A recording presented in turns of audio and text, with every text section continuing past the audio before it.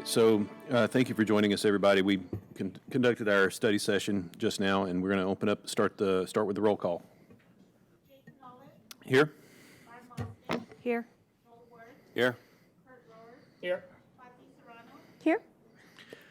All right, thank you. Now, please join us in a Pledge of Allegiance, followed by a moment of silence. I pledge allegiance to the flag of the United States of America and to the republic for which it stands, one nation, under God, indivisible, with liberty and justice for all.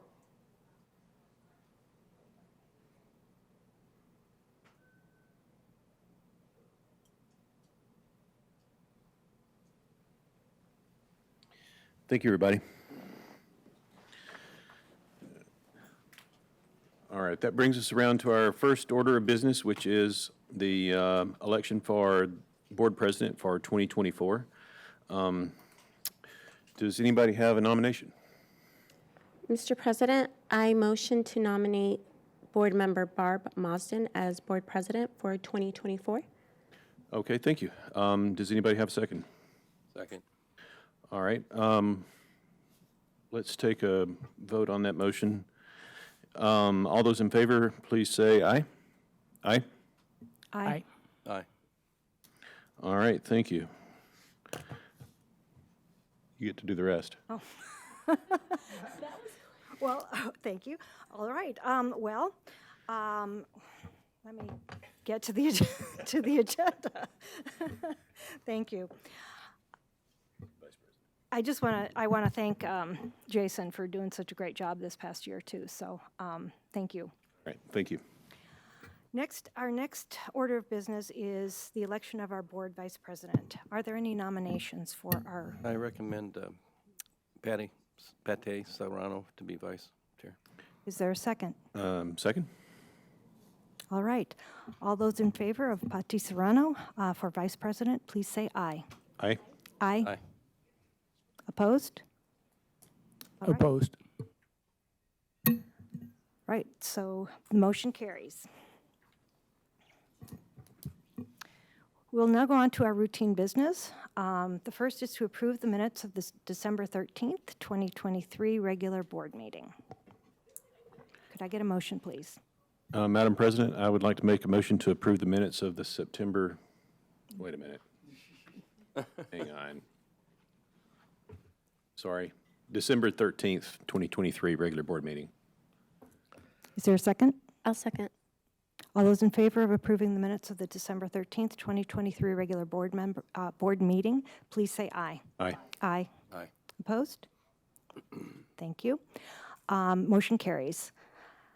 Next, we have to approve and ratify our payroll and accounts payable vouchers. May I please get a motion?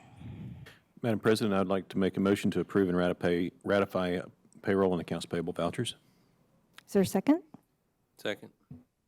All those in favor of approving and ratifying payroll and accounts payable vouchers, please say aye. Aye. Aye. Aye. Aye.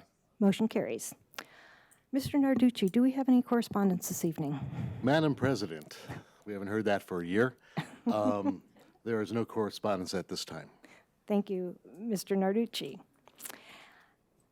Tonight, we have a special recognition for our ACP High School Boys and Girls Swim Team. Mrs. Ingersoll.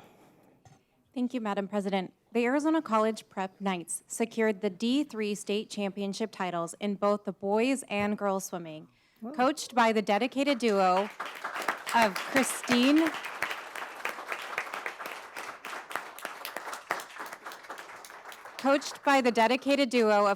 Nelson and Carson Sundem, this achievement represents back-to-back triumphs for the Knights, solidifying their status as the reigning champions.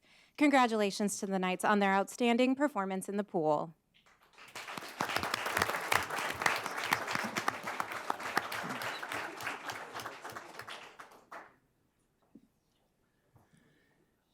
Good evening, members of the board and Superintendent Narducci. We are so proud of all of these young people. We have about a third of our team here tonight, and this has been such a fantastic run with this team.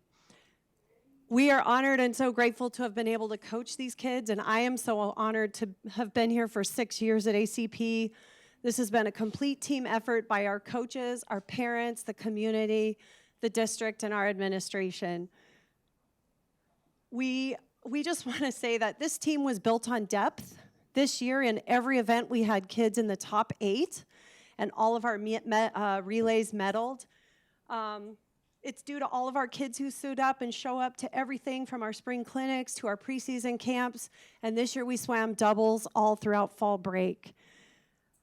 I just want to shout out a couple kids here. See, I know you're getting photos taken, but I'll preface this.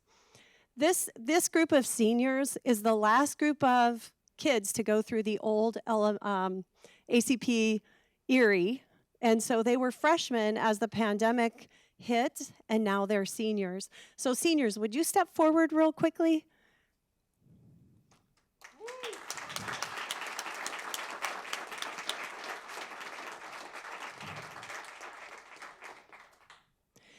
And 4 of those up there are captains. So we're just really grateful to our captains and our seniors who were strong leaders throughout the past 4 years. We could not have done this without you.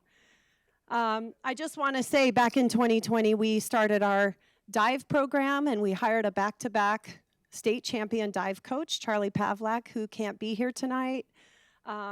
We stuck together, we did team bonding all the way throughout these past 4 years, and it just really built this team into what it is. I'm going to turn it over to Coach Carson, our boys head coach, and let him shout out a few specific swimmers and school record holders. We broke 18 school records this year, and we broke 4 dive records.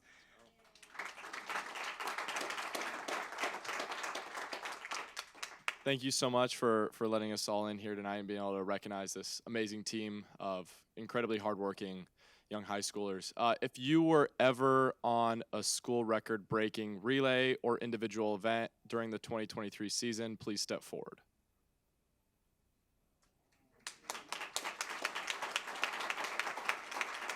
There we are.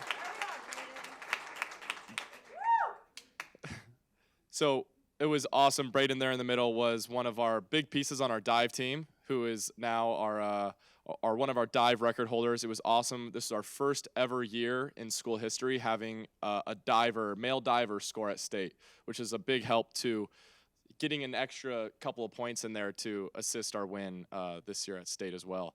So thank you for all your hard work this year, athletes. One big change that we're excited for heading into this next season is we moved from our Division III team all the way up to both teams are going to be competing in Division I now, along with all the other CUSD teams. And so we're coming with a little bit of fire, and we're ready to go attack this next season. So thank you, athletes, and thank you all for welcoming us in.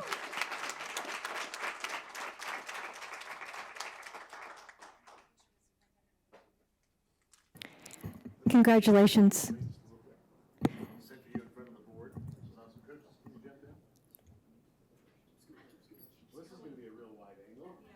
Why don't we all stand up, guys? Stand up behind him so we can see. This is a very wide photo. There you go. And the same thing with you guys. Glad you made it. Come on, guys.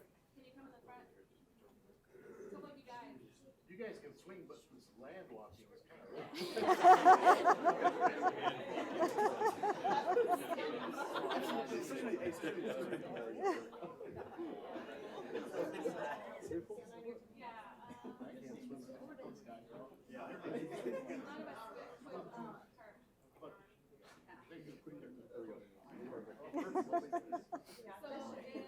You can't see me, then I can't see you. So there you go. Ready? 1, 2, 3. One more. Ready? 1, 2, 3.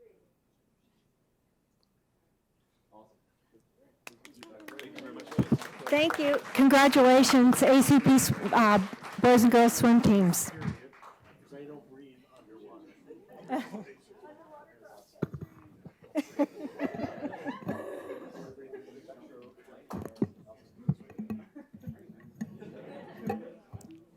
We know that it takes a lot of dedication for our athletes to be able to win state, and it also takes great teamwork for all of them, and we congratulate them.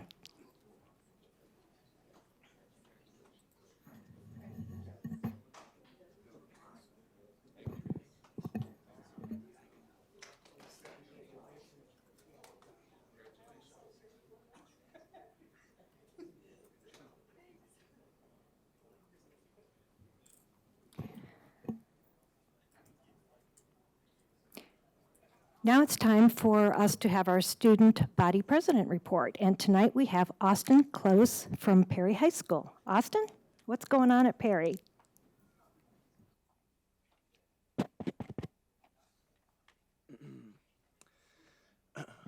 Hello, Madam President, members of the board, Superintendent Narducci. It's an honor to be here today, and I'm thankful for the opportunity to be here speaking in front of you. I'm just here to inform everyone about everything that's been going on at Perry over this last semester.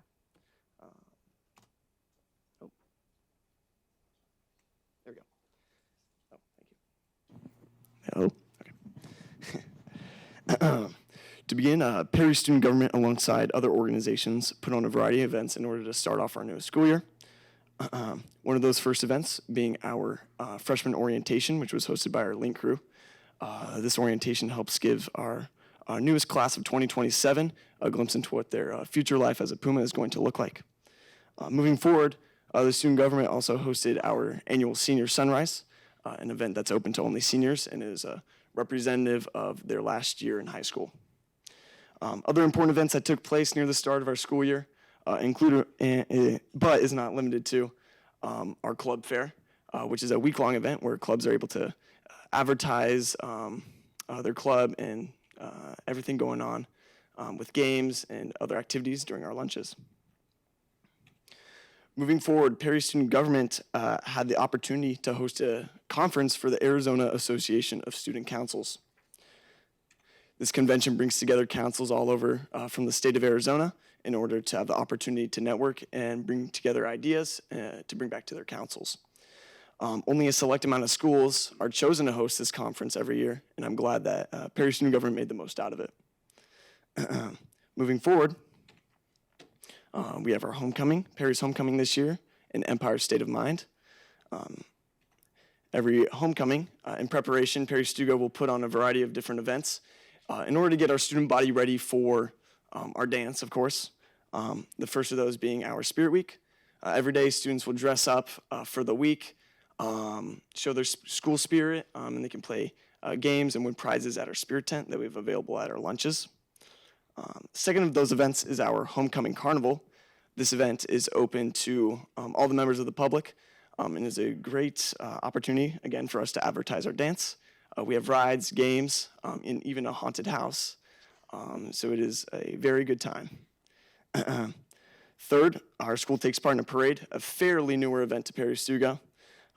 Student government, along with select organizations like our DECA program, will build floats to go down our bus lane, while other organizations will walk alongside us. Again, this is in preparations for our dance. We advertise our homecoming football game at that time as well. And fourth, on the day before homecoming, that Friday, we have our homecoming assembly. Games, entertainment, music, and performances will fill the crowd. Students are able to meet in one of our two assemblies and get to experience a fun time during there. And that time is also when we announce our homecoming royalty, our freshmen, our sophomores, and our juniors. And then we announce our seniors at the homecoming football game at that night.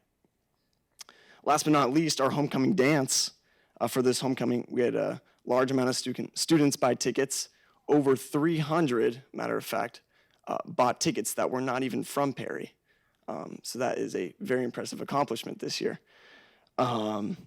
Yeah, for 3 hours that night, students were able to imagine they were in New York City and have a great time. Going to more recent events, this past December, we had our winter dance. Just like homecoming, we started the week off again with our Spirit Week. Same sort of ordeal. We have students dress up to show their school spirit, play games at our spirit tent, win prizes.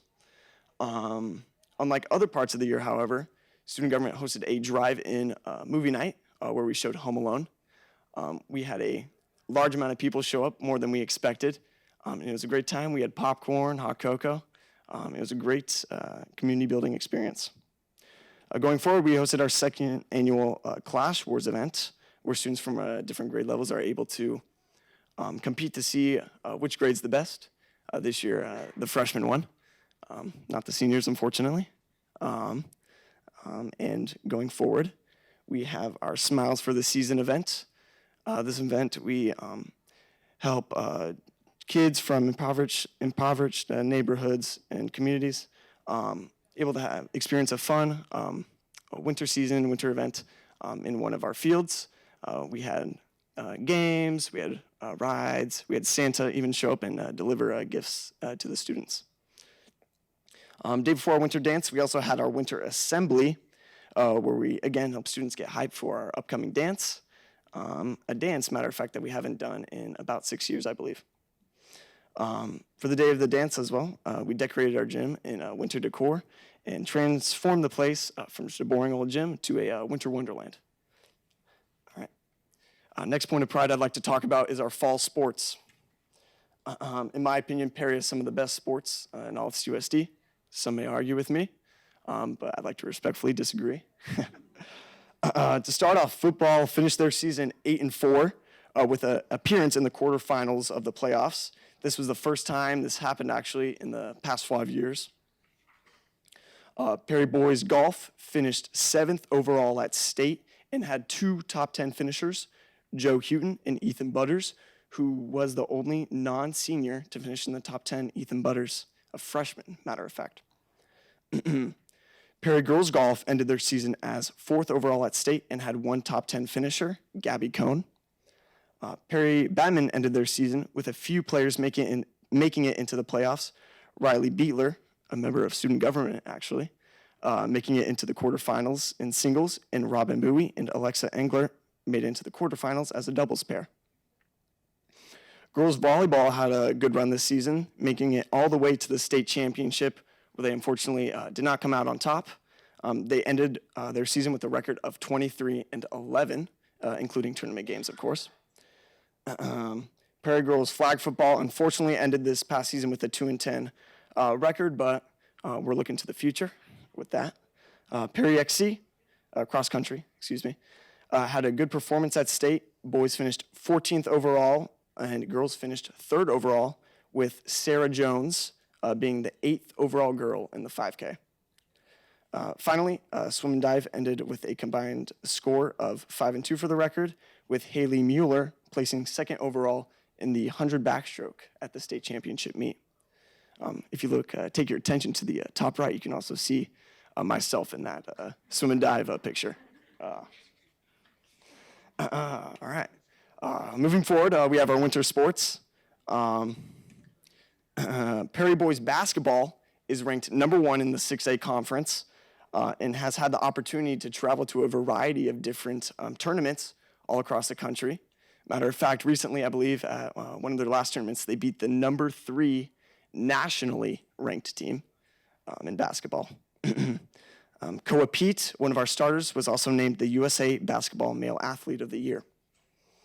Girls basketball is rated #13th in the 6A conference, where one of our coaches, Coach Curtis, was recently honored as the December Coach of the Year by the Phoenix Suns.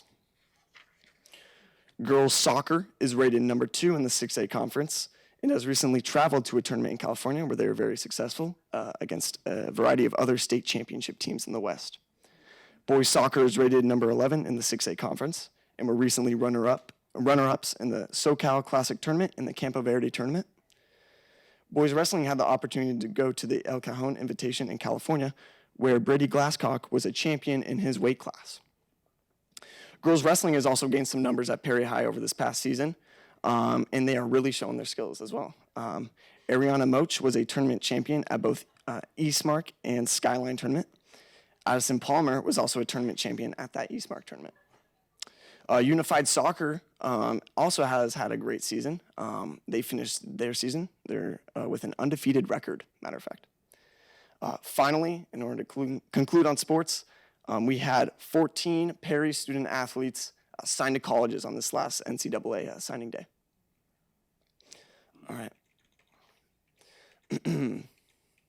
All right. Before I get to the end of my presentation, I'd like to go over a few accomplishments that are going on at Perry High recently. The Puma Regiment earned a silver medal in their division at the Arizona State Marching Band Championship.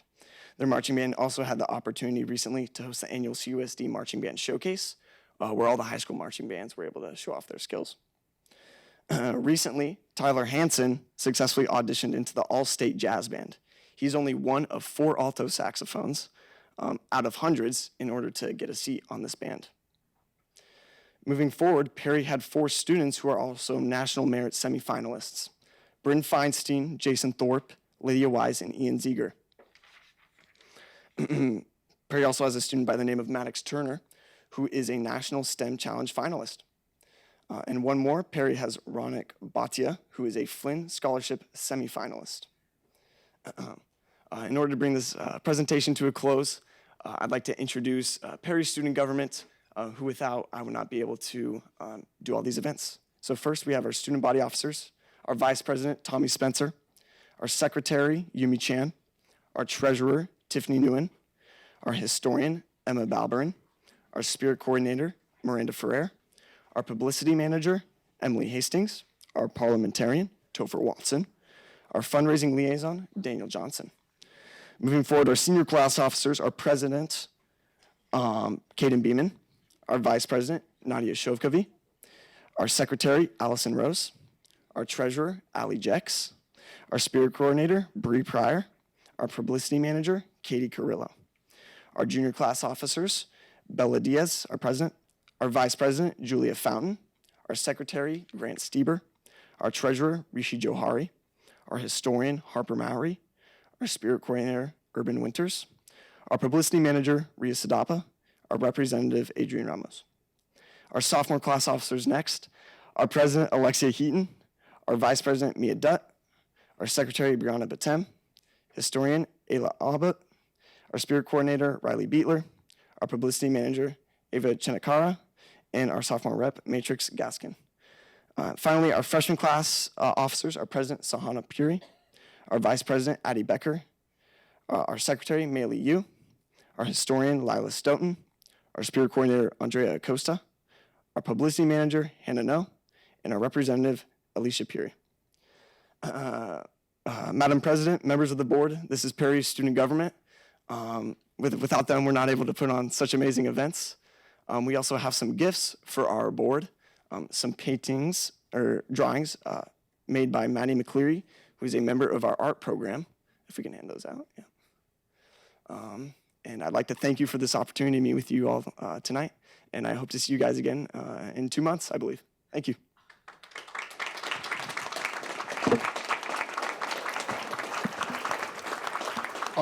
Austin, Thank you. would you mind introducing your advisor and your principal that's here? Of course. Our advisor right there, Miss Lorena Johnson. And then our principal in the back, Ms. Patterson.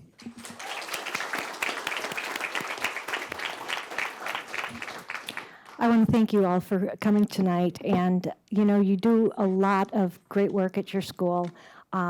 And all of this provides some great leadership opportunities for you. And it also really brings together the school and allows everyone to feel included at Perry High School. So thank you so much for all of your efforts. You're doing a great job, and keep it up. Thank you. Austin, can I ask one more thing, Austin? I know we work together on stuff, but can we get a picture with you and maybe with the board members holding up their wonderful pictures that were done for them? I think they're really good self-portraits. This is awesome. Yeah, absolutely. Let's do it. I think it's great. I think they should hold them up. Was that the inspiration? So, Council, if we can get you toward the middle here, and then the board, if we can kind of get centered around where the board is, and they'll hold their pictures up, which is great. They did such a great job on that.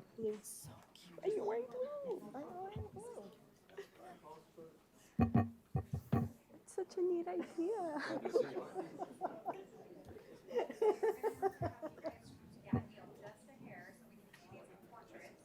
Should we hold them up like this? Yeah, we can hold it.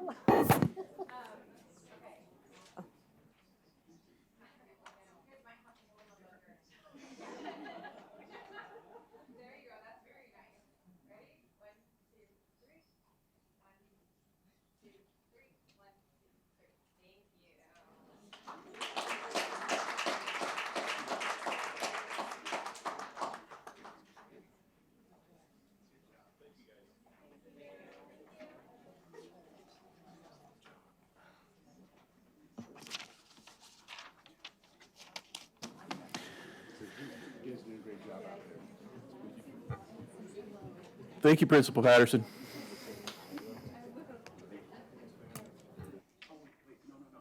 Oh, she's next?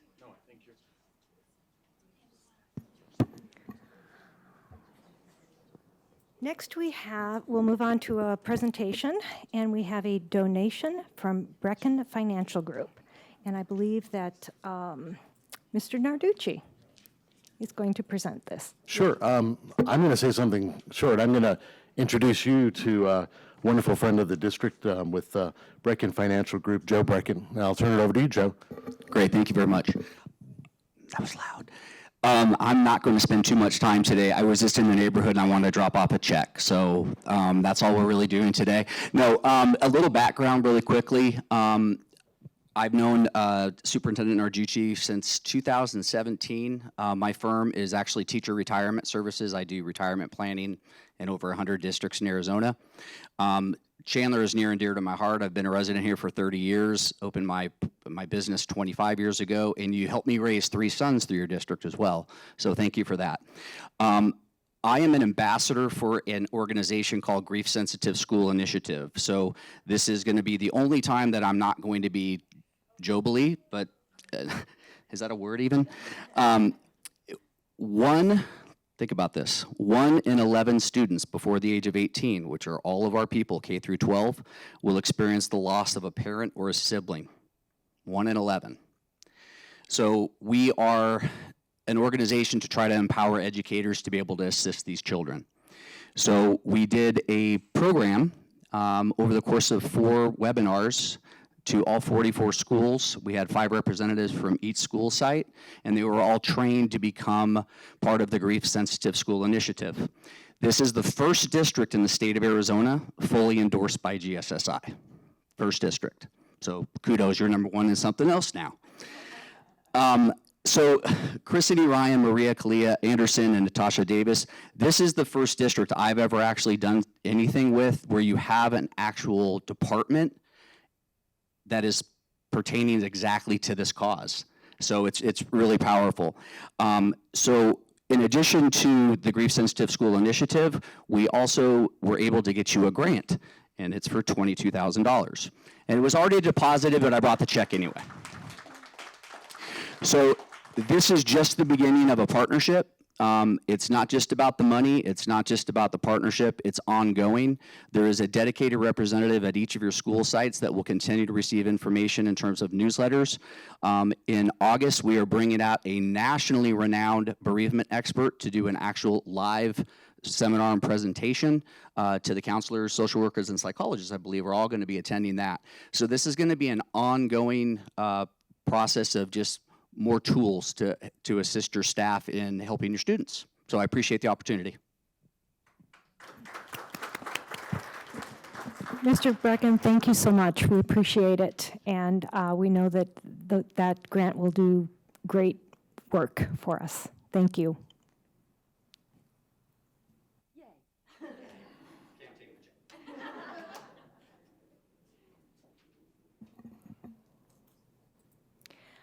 Next, Dr. Gilbert is going to go over our CUSD 301 pay for performance for 23-24 school year. Dr. Gilbert. Madam President, members of the board, ARS 15977 requires that a school district governing board must adopt a performance-based compensation system in order to allocate funds from the Classroom Site Fund. The 2023-2024 Proposition 301 Pay for Performance Plan has been approved by the District Super Prop Committee. The anticipated payment is $700 per staff member to be paid in this school year. No professional development requirements have been put in place. The CUSD Pay for Performance Plan has two components based on the following. 50%, which is $350, is contingent upon completion of the site multi-tiered system support plan, which you'll hear me say MTSS. And the second portion, 50% at $350, is based on teacher performance classification. Approval of this performance-based compensation system will be requested during the February 14th, 2024 regular board meeting. Just give me a moment.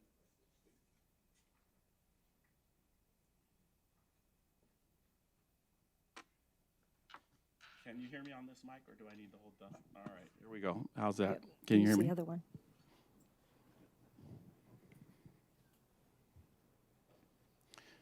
So for our pay for performance update for the 23-24 school year, as I said, the anticipated payment of $700 will be paid out in this year. The $700 amount was determined by the Meet and Confer, the Super Q committee, as to what that amount would be.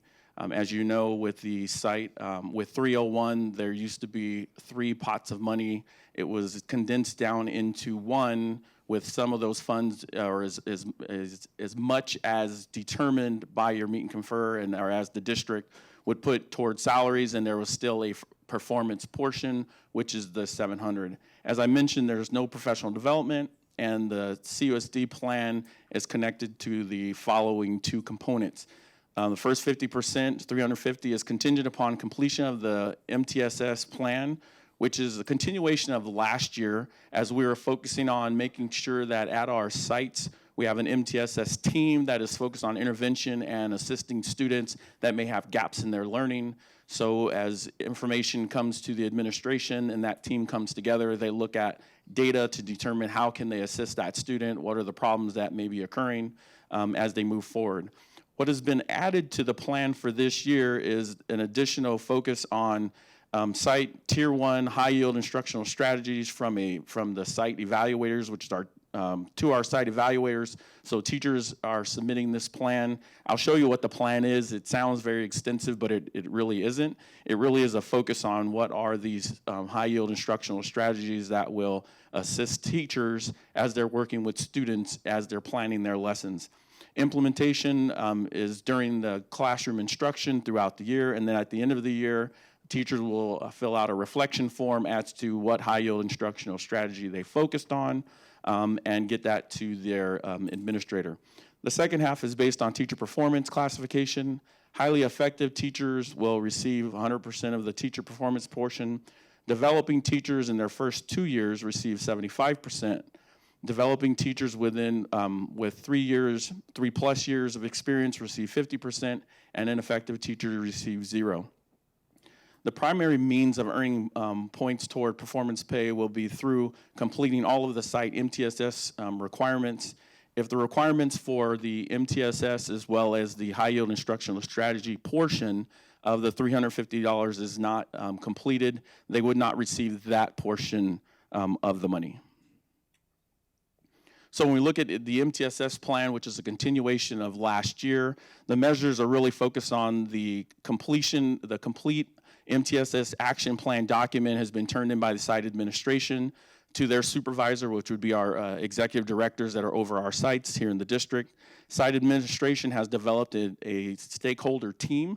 That is the team that will meet at least twice a quarter, so that they are looking at the data of the school, looking at what has been occurring as they're making plans and moving forward.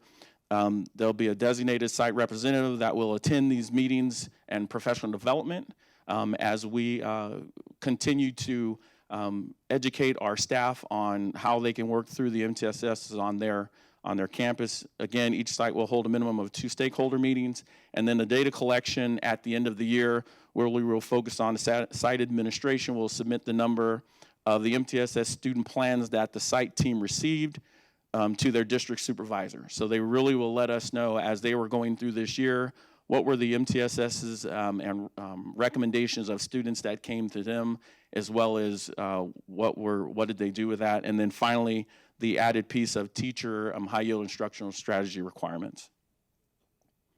So this is small, I apologize, but I wanted to give you an idea of what it is that the teachers are actually doing when it comes to the high yield instructional strategies. The site executives for elementary and the secondary put this document together from the perspective of this is the form that was electronic that they can fill out. We were fortunate that in curriculum instruction, Dr. Edgar had already been working on high-yield instructional strategies with our administrators, with our teachers, and our coaches were utilizing, looking for that information when they were going into the classrooms in our schools. So we were able to put that together and give the teachers an opportunity to look at which one of these that they would be utilizing in their classroom, whether it's cognitive task analysis, whether it was feedback, whether it was clarity. But it also gave them an opportunity, if it wasn't these, it was other strategy that they may not be using. And what I think we find is you look at, well, what is it that you're doing in your class? And sometimes they may not know that this is the term of what they were doing. So it really is a lot of what is happening or should be happening in a classroom. When we look at here in the high yield instructional strategies, is really a focus of Hattie's work and looking at the effect size of what can be done or what's happening in a classroom that a teacher is doing in a classroom, whether it's group, those type of things, that has a high effect on student learning.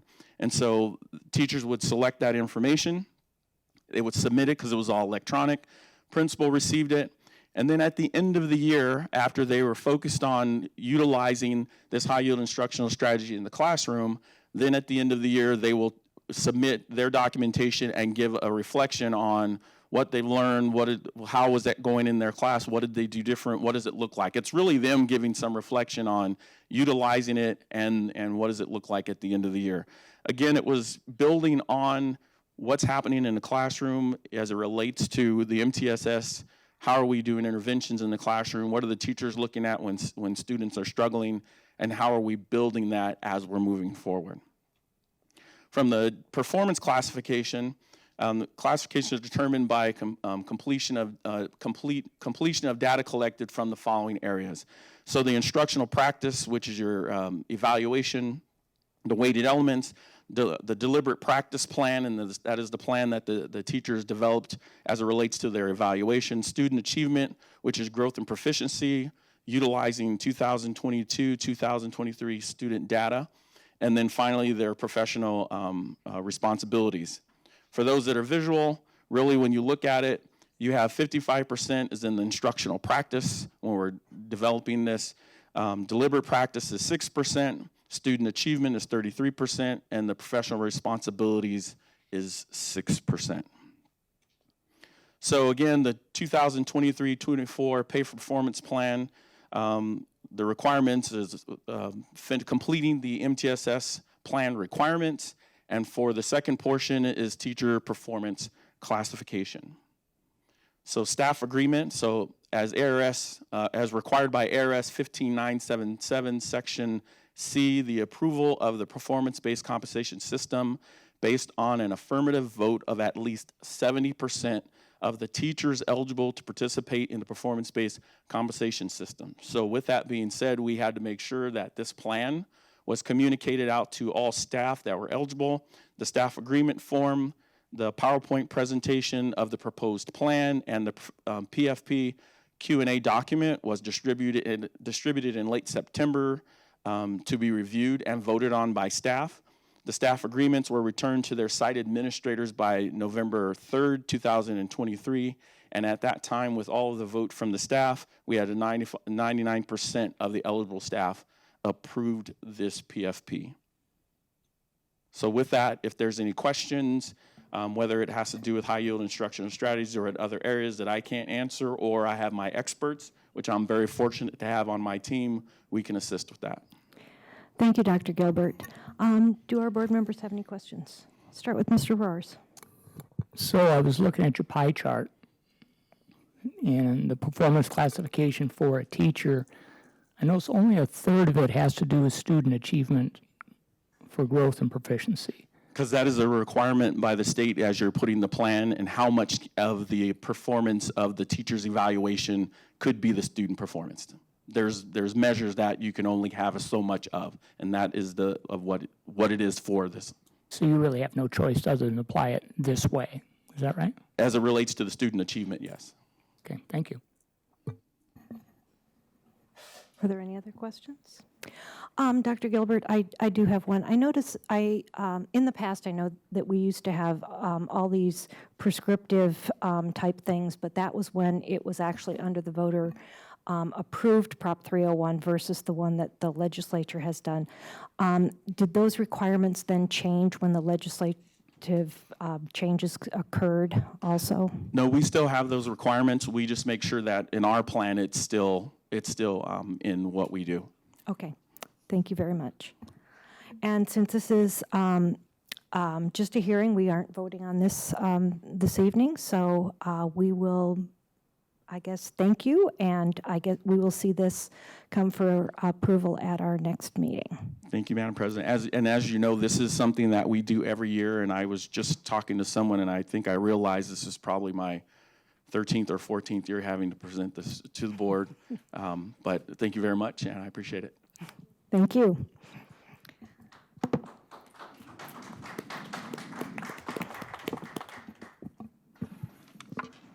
Next, we have our superintendent current events. Mr. Narducci. Madam President, members of the governing board, first of all, Happy New Year.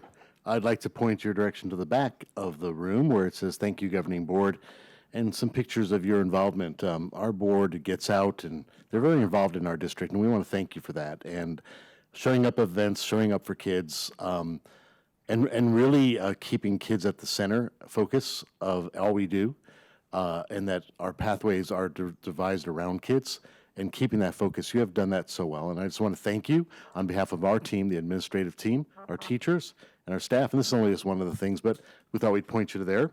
Also, I want to congratulate Member Serrano and Member Roars. You're officially 1 full year cycle, so congratulations to you. Only 3 more to go, okay?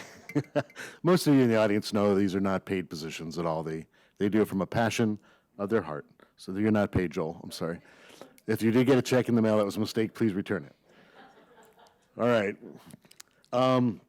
As you know, several events were held in honor of Dr. Martin Luther King's contributions this past weekend.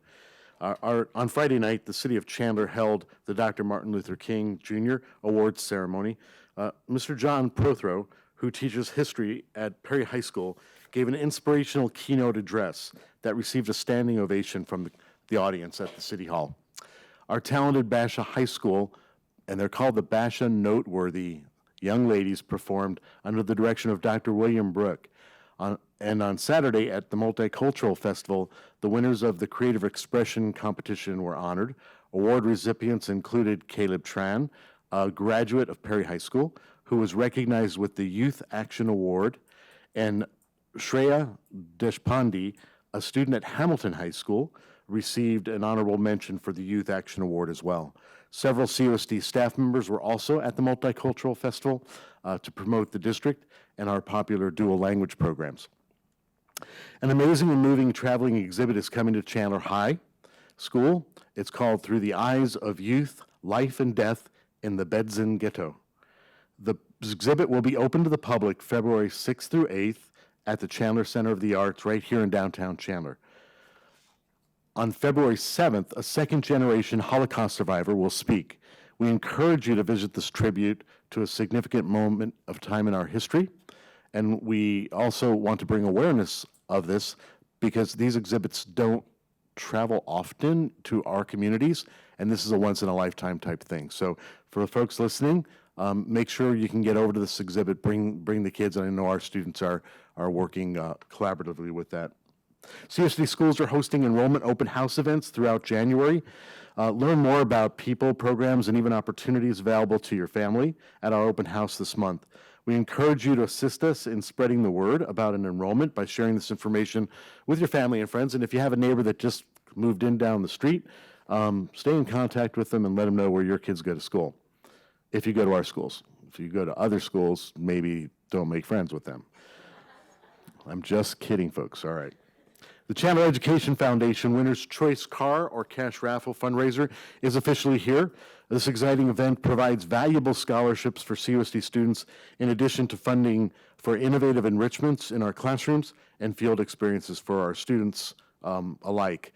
Much of the funds that come out of teachers' pockets, and this really enables our teachers to apply for things and be able to get some assistance from a foundation that's 37 years strong. You can purchase your ticket before 9 a.m. on February 5th. I'm going to say it again. If you purchase your ticket before 9 a.m. on February 5th, you'll be entered into a bonus drawing for early bird prizes. So you get a chance to win twice. And your ticket still goes back in for the car. So even if you win something less than the car, you still are in the thing. Thank you for supporting our schools and students, the Chandler Ed Foundation. And again, this isn't about buying a ticket to win a car or to make cash. It's about supporting an organization that supports our kids' pathways to success. Governing board and members of our public, we know there has been much conversation about the safety of teens, our schools, and our communities. As Arizona's second largest school district, our schools span the East Valley, from Chandler to Gilbert through Queen Creek. So this issue concerns us as well. For that reason, I wanted to take a moment to remind the public about our Speak Up for Safety tip line. It is a great tool to report tips anonymously via email, text, or even phone call. Feel free to contact us via email or speakup@cusd80.com or through calls or text at 480-573-8808. This is also on our website, and we post it in our schools. If you see something, say something. That's definitely our motto. Your proactive involvement significantly contributes to the creation of a safer space for everyone. Every child should feel safe coming to school, and any form of violence, any form of bullying, or any form of harassment is unacceptable in CUSD. Our schools are beacons of hope, and our community are not places for hatred or harm. Many have attended recent city and town council meetings to address the topic. You may have heard the municipalities speak about possible events and forums. When there is information on such events that our community can take part in, we will share. The safety of our schools is of our utmost importance. Violence in any form will not be tolerated. There is no place for hate in COSD schools, nor in the communities that we live. That's all I have for you. Thank you, Mr. Narducci. Now it's time for our citizens' comments. And members of the board may not discuss items that are not specifically identified on the agenda. Therefore, pursuant to ARS 38431.01H, at the conclusion of the open call to the public, individual members of the public body may respond to criticism made by those who have addressed the public body, may ask staff to review a matter, or may ask that a matter be put on a future agenda. However, members of the public body shall not discuss or take legal action on matters raised during an open call to the public unless the matters are properly noticed for discussion and legal action. Our first speaker tonight is Zenia Prushanovsky. And I think I was close on that.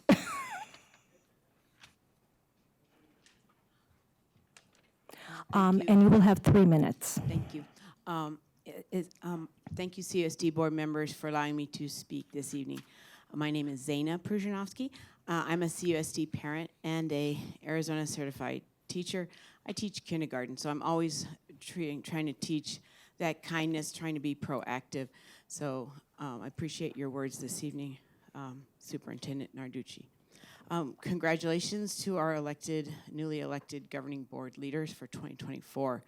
As you welcome this new year, let our collective attention be on cultivating a place of belonging for all students and staff to feel safe, secure, and welcoming in their learning environment.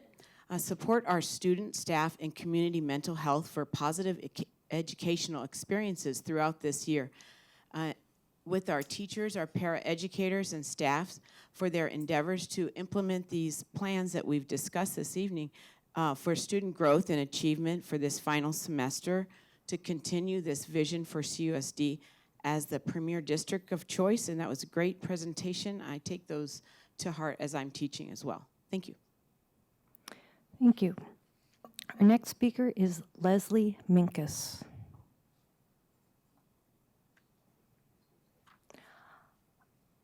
Could you please go over to the podium over there? Thank you. And you'll have 3 minutes also. Yes. We don't count that as your time. Thank you for allowing me to speak.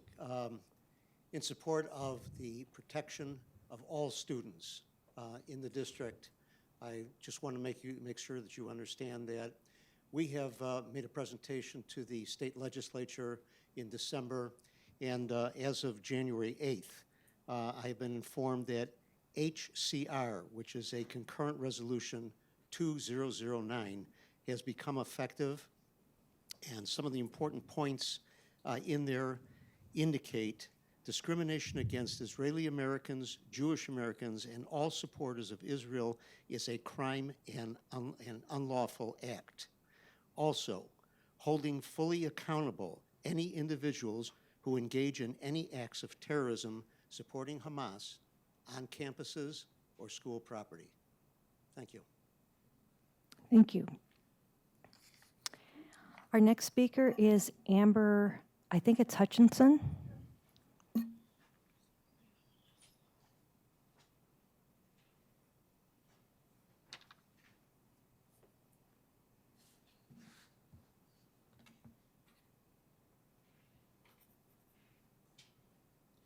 Good evening, Board.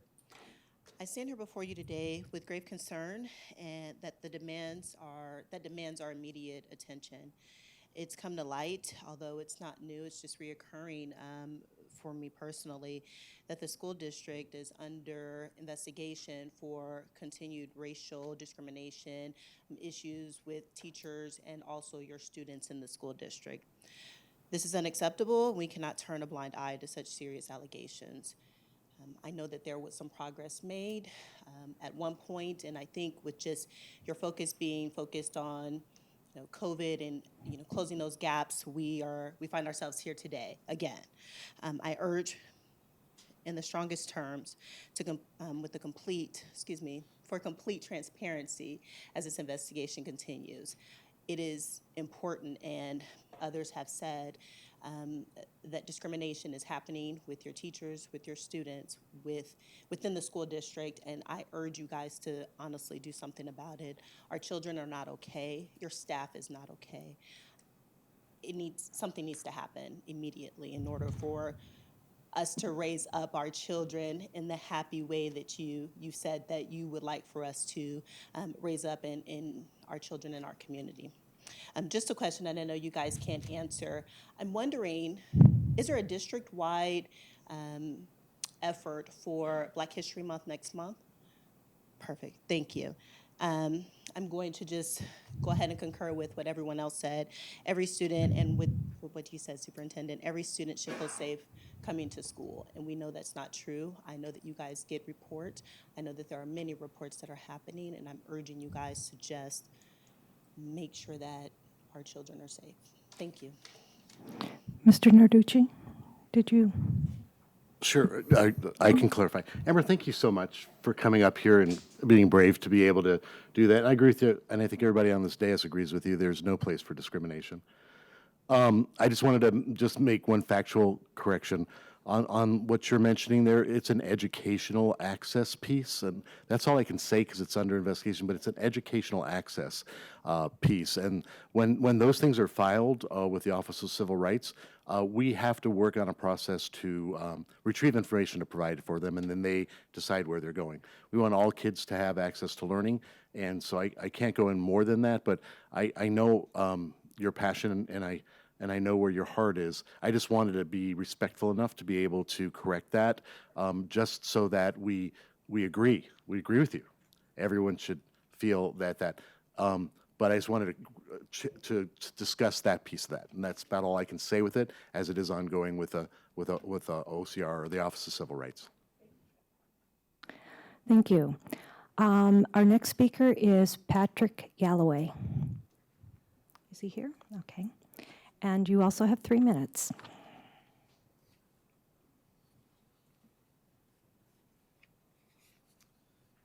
Hi, thanks for allowing me to speak here. My name's Dr. Patrick Galloway. I'm a medical doctor. Later, I think on the agenda, you're going to be discussing my termination from Basha High School, where I'm a teacher, or was a teacher. There are a number of problems with the case that will be presented to you.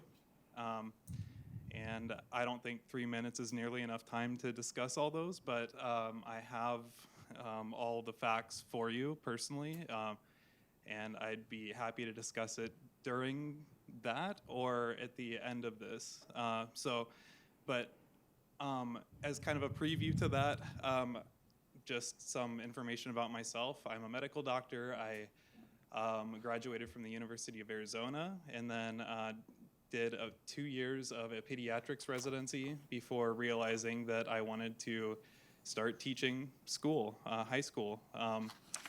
I received a number of job offers, but really wanted to teach at Basha High School because just its reputation and its science department and my wonderful interview there, and there are some fantastic people there. I was put in a pretty difficult situation where I was teaching investigative science and biology, both of which it's been a long time since I've taught either of those, but that was the position really required from Basha. So that's what I decided to do, just for the opportunity to get my foot in the door at what I thought was a great high school. While I was there, though, it turns out that one of the teachers specifically targeted me, and twice she came into my classroom and interrupted class, and in order to kind of dress me down in front of my students, which was a strong attack on my authority in the classroom. And then the second time, she came in and falsely accused me of what I thought was a fireable offense. She claimed that I was in charge of a classroom when a snake got out of the classroom. It turns out I had nothing to do with that whole situation. And she continued on to try to make it fit the crime. 30 seconds. Okay. First, before I go on, am I going to have an opportunity later on to address this? Is that fair or no? I will comment. Procedure, well, do you want to comment? You will have the opportunity to have a hearing in the future, if you so desire, if you request it. Okay, that's good to know, because my emails to Dr. Nance have gone unanswered, my last couple, about the board meeting, and so I just really need an opportunity to be heard. Probably longer than 3 minutes would suffice before any decision is made on that. Okay? Thank you. All right, thank you very much. Our next individual is Shannon Hayes.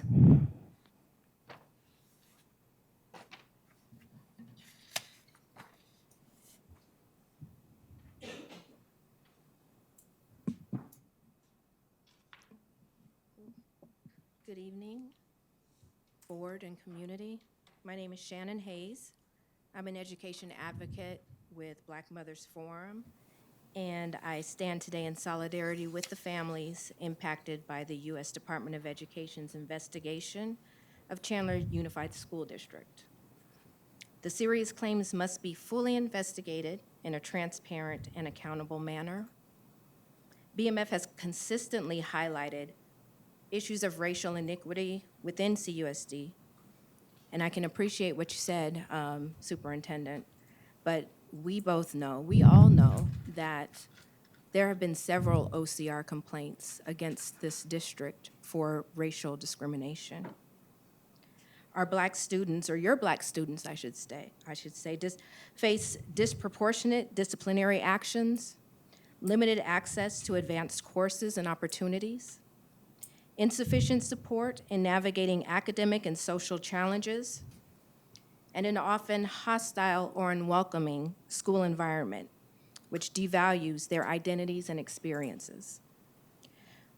At Black Mothers Forum, we do believe that all students deserve an equitable education with a sense of belonging, regardless of their race, gender, or ethnicity.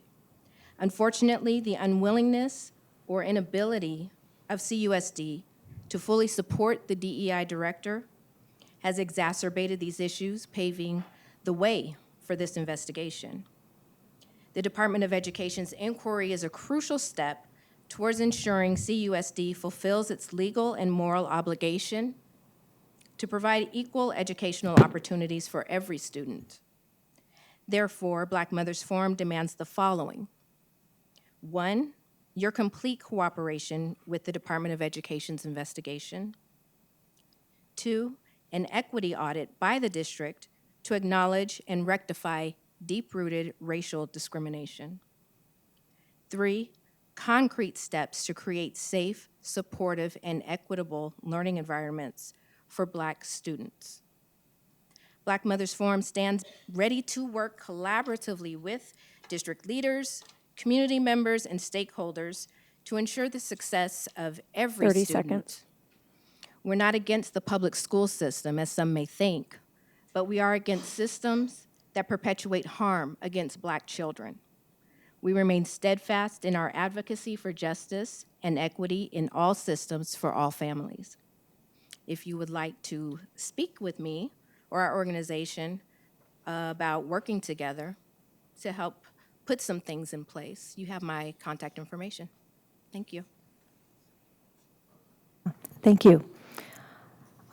Next, our last speaker is Miranda Hayes. Okay, thank you very much.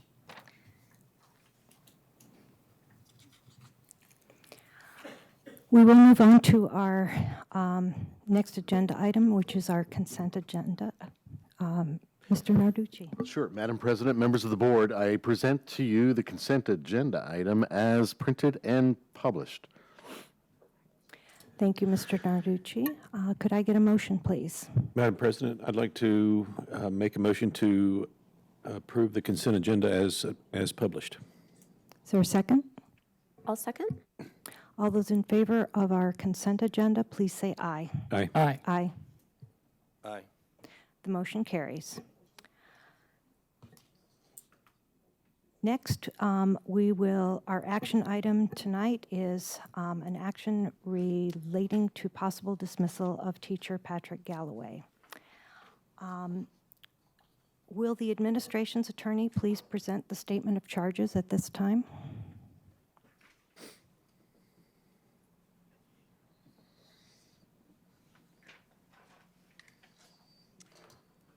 Good evening, governing board members. I'm Eli Inger, and on behalf of Superintendent Narducci, I'm presenting a statement of charges against teacher Patrick Galloway and request that the governing board take the following actions relative to the statement of charges.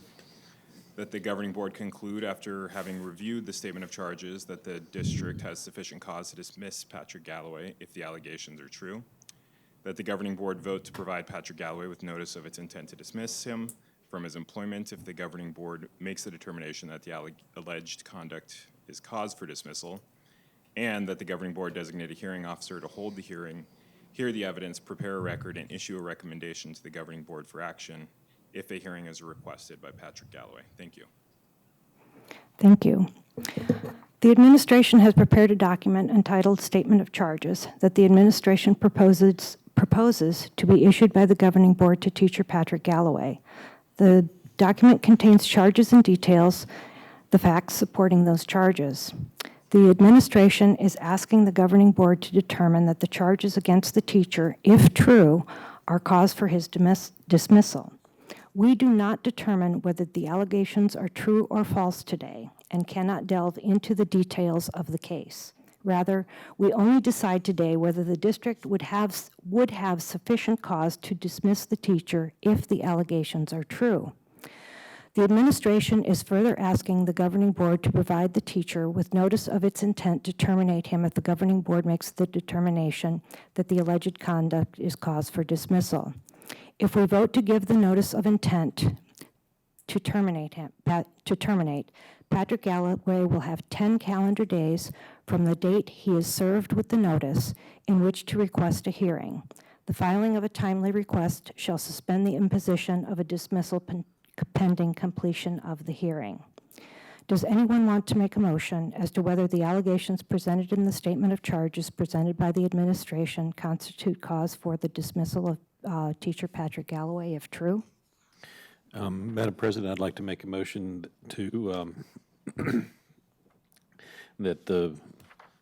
to approve the statement of charges and to issue a notice of intent to dismiss teacher Patrick Galloway. Also move to authorize the administration to appoint a hearing officer to perform that hearing. Thank you. Do I hear a second? Second. All those, so we will go ahead and vote. All those in favor signify by saying aye. Aye. Aye.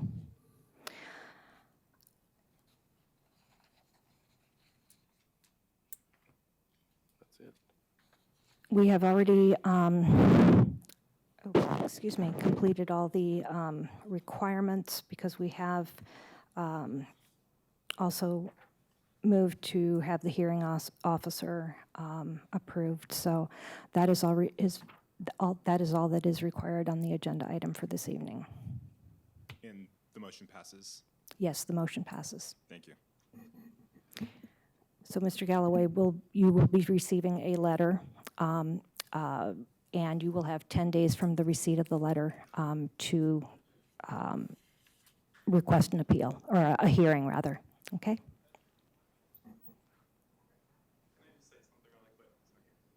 I would actually agree No, that I wouldn't say anything Okay. personally. Thank you.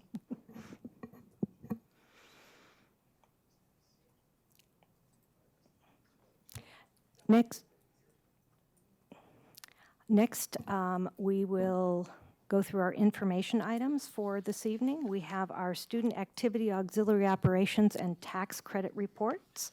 Mrs. Berry. Madam President, members of the board, the Student Activities, Auxiliary Operations, and Tax Credit Reports for the months ending July 2023 through December 2023 are provided for your review. Are there any questions or comments on those reports? All right, thank you very much. Next, we have our board agenda roadmap. Our next meeting is on Valentine's Day. Oops, no. And we will be probably having some information concerning our meet and confer during that meeting. And it will be CTE Recognition Month and Black History Month.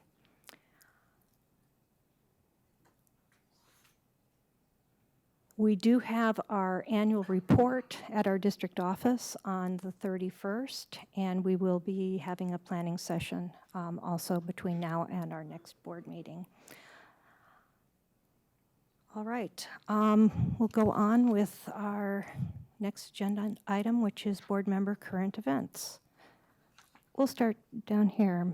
Mr. Worth, do you have anything? Mr. Olive? I do not. Thank you. Mrs. Serrano? Yes, thank you, Madam President. I didn't get to say thank you earlier. I just want to say thank you to both our CUSD community and my fellow board members for the opportunity to serve as our vice president this coming year that we're sitting on. I really am honored, and I don't take it for granted. So I hope to represent all of us well in this capacity. I also want to thank everyone back from our winter intercession and the long weekend honoring Martin Luther King Jr. this last Monday. I did have the honor of participating in and walking in our East Valley Martin Luther King Jr. Day Parade held in Mesa on Monday, and we touched on the city's awards. I was unable to attend our city's Diversity, Equity, and Inclusion Division Martin Luther King Jr. awards that included our CUSD students and our Mr. Protho. But I do want to extend a very special and sincere congratulations to another award recipient, my friend and fellow CUSD mom, Violeta Flores. Mrs. Flores lives the legacy of Dr. King's spirit of service by passionately advocating for our youth and working towards creating and improving practices and policies that center our youth, particularly those too often left out. And I can say she has actually directly helped achieve improvements within CUSD. So it's a true honor to have a fellow parent in CUSD also receive this award. Thank you, Mrs. Flores, for your excellent leadership. And finally, I just want to wish Chandler High a great Unity Week as they host their Unity Week this week called Building Bridges. Keep up the great celebratory student-involved work, highlighting how truly our diversity is our strength. And I hope to catch one of the assemblies tomorrow. Thanks. Thank you, Mrs. Serrano. And Mr. Roars. Yeah, first thing I'd like to say is welcome back. I hope everybody had a great holiday as we get into the second half of this year. Some events that I attended on Friday, January 1st, there was an elected officials breakfast hosted by the Chandler Chamber of Commerce. It was very well attended. One interesting point I would note is that Tom Horn, who is the state superintendent of schools, introduced a program where he's working with the top 40 employers in the state to coordinate our students' future career development with them. I thought it was a very good improvement here. Monday, January 8th, I was with the career counselors, their monthly meeting. This is important. They're planning their Build for Tomorrow career, college and career presentation on March 7th at 5 o'clock at Chandler High School. This is where they have many colleges come in, make a presentation, and some of our employers here. So I would urge you to attend that. On January 12th, I like to go to the sporting events here. So I attended the Basha basketball game against rival Brophy. They did win. It was a very exciting game. You should go to these, and you can find out the schedule, which is the hardest thing, at azpreps365.com. It'll have the schedule of all the high school sporting events in the state. Again, that's azpreps365.com. On January 9th, I attended a Gilbert Town Council meeting where we were talking about teen violence, and Mr. Noguchi spoke earlier on that. A lot of it surrounds the grief of the death of Preston Lord, and that's where I got this orange candle. It's supposed to remember his life and his death. He was beaten severely after a party around Halloween and essentially left to die in the street. This has just horrified the community, particularly in Gilbert, who consider themselves one of the safest cities or safest towns in the country. They are putting together a teen violence subcommission and trying to bring together the three municipalities down here. So that would be Chandler, the town of Gilbert, and the town of Queen Creek, to address this very strongly. So many arrests have been made on the teen violence, essentially is the mob violence that has been going on over the last few years. Just to make sure that, because some people don't think that, our Chandler kids are involved, but one of the people that was arrested was Jacob Pennington in Gilbert, about in November 10th group meeting, a 16-year-old Castile High School student. This was our kid that got beaten. Mr. Roars, I really don't think you should be naming names tonight. Well, this is an immediate report, so it is public information.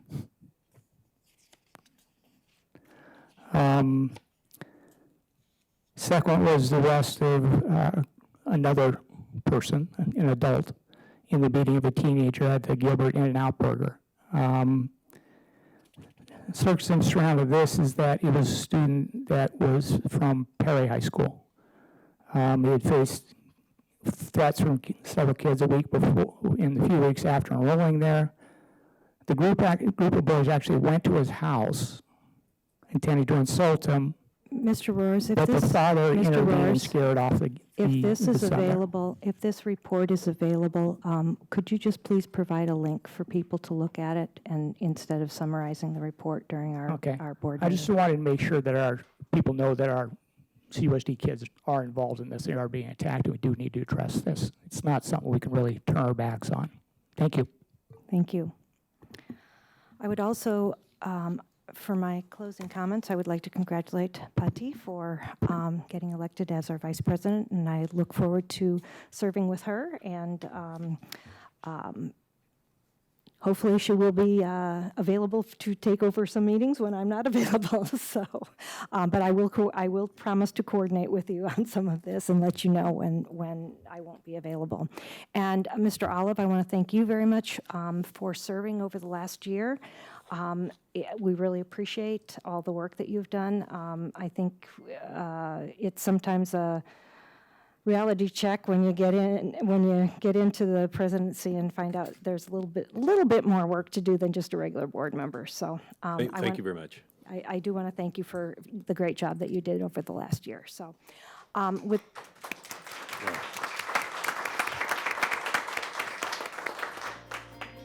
Thank you, everybody. and with that, I will adjourn the meeting.